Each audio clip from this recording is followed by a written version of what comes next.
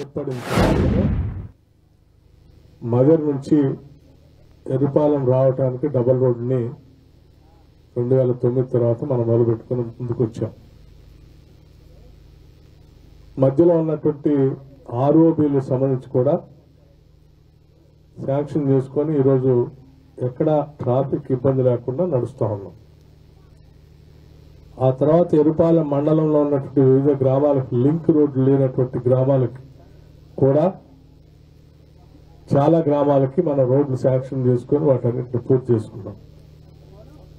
కానీ గత 10 సంవత్సరాలుగా ప్రత్యేక రాష్ట్రం వచ్చిన తర్వాత ఈ ప్రాంతానికి కావాల్సినటువంటి అభివృద్ధికి సంబంధించి రోడ్లు కానీ ఇతరత్ర కార్యక్రమాలు రాకపోవటం వల్ల చాలా వెనకబడిపోయి ఉన్నాం.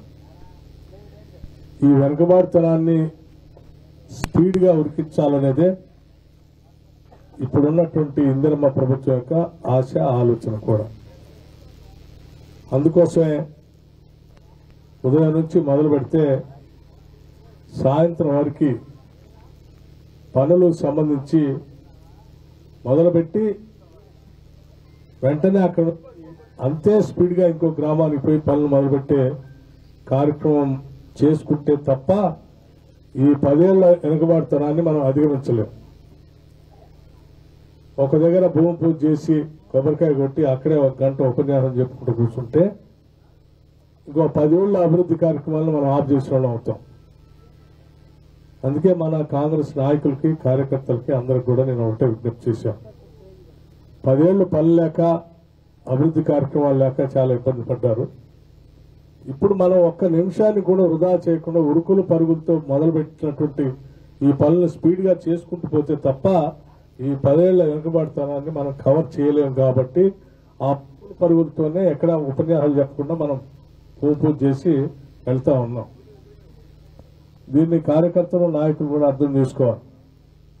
ఒకవేళ పొరపాటున మనం అందరం లేదు మన దగ్గర పని మొదలు పెట్టించాము కదా, 1 గంట మన అందరితో మాట్లాడి ఉపన్యాసం చెప్పిస్తే బాగుంటుందని అనుకుంటే ఇంకో 10 ఏళ్ళ అభివృద్ధి కార్యక్రమాన్ని మనం ఆపిన అవుతాం.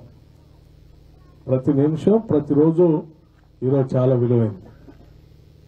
1 నిమిషాన్ని కూడా వృధా చేయకుండా ఈ ప్రాంత అభివృద్ధి కోసం నాతో పాటు మీ అందరినీ కూడా ఉరుకులు పెట్టిస్తాను. ఉరుకులు పెట్టాల్సిందే, ఎవరు ఆగటానికి కూడా వీలు లేదు. ఇది ఆ స్పీడ్లో మనం అందరం నడిస్తేనే మనం అనుకున్న లక్ష్యాలు చేరగలం. ఇప్పుడు జవలాపురం నుంచి ఎర్రపాలెం నుంచి వయా జవలాపురం టు వెంకటాపురం రావుపాలెం మున్సిపల్ వరకు ఆర్ఎన్బి రోడ్డుని దాదాపు 25 కోట్లతో డబల్ రోడ్డుగా చేసుకుంటూ అక్కడ ఉన్నటువంటి ఆ మెయిన్ రోడ్డుకి మన రాష్ట్రం నుంచి మన ప్రాంతం నుంచి మన మండల హెడ్ క్వార్టర్ నుంచి లింక్ కలుపుతూ ఉన్నాం. దీనివల్ల రవాణా సౌకర్యం విపరీతంగా పెరిగి ఇక్కడ ఉన్నటువంటి ప్రాంత వాసులందరికీ ఉపయోగపడే కార్యక్రమాలు చేస్తూ ఉన్నాం. గతంలో కూడా జవలాపురం నుంచి రేవుడిచెర్లకు రోడ్డు వేయాలంటే మధ్యలో గుట్ట ఉంది, చెరువు ఉంది, దీని మీద అసాధ్యం, అయ్యే పని కాదన్నారు. గుట్టను పగలగొట్టైనా రోడ్డు వేస్తాం కానీ ఆపమని చెప్పాం. తొలుసుకుంటే రోడ్డు వేసాం.